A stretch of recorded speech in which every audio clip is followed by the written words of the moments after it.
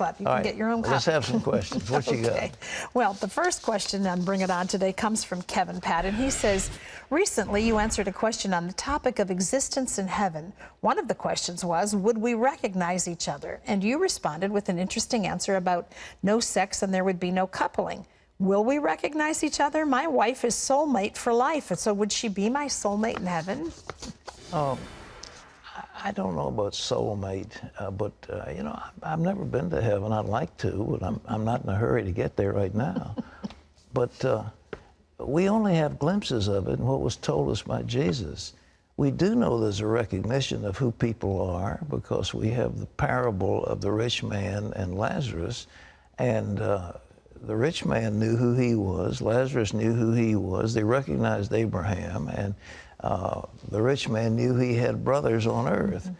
But that bond that exists with human emotion, in the one phrase between husband and wife, which is a different type than just brother and sister, but we don't know if once you get to be like an angel, whether you'll feel that way toward another human being. There'll be love. It'll be a love way beyond anything we have ever conceived of.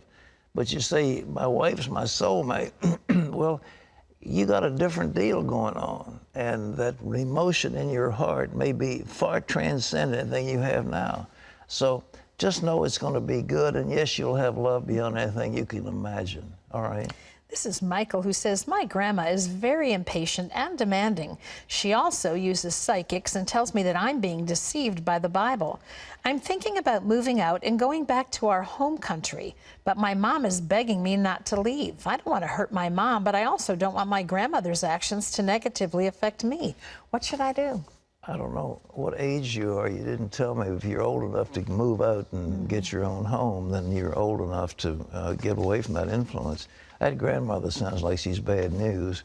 And if you have someplace else to go, I don't think that you should be exposed to that influence of somebody that's always trying to tear you down, tear you away from the Lord, and take you to be some kind of a psychic. You know, in the Bible, the Old Testament, people who did that sort of thing tried to seduce Christians, or at least the people of God, away from their faith. God was very strong on them. You know, people like that you took out and they destroyed them. They didn't want that kind of influence. So you ask about moving out, I'd move. What else? This is a viewer who says, the other day I was told by someone who used to attend the same church I do that he no longer attends our church because our pastor reads from the New International Version of the Bible. He proceeded to explain that the NIV is not an accurate translation and that it is the work of the devil, and that the King James Version should be the only version that any Christian church should preach from or any Christian should read. Please provide clarity. I hate stupidity, you know. I really hate, and that church exhibits stupidity. You know, like the King James, it was good enough. The Apostle Paul is good enough for me. Well, he didn't read the King James. Thank you. All right, you have various Greek Bibles to translate from, and one was called the Textus Receptus. It was put together in the Middle Ages by Erasmus. That's where you get your King James.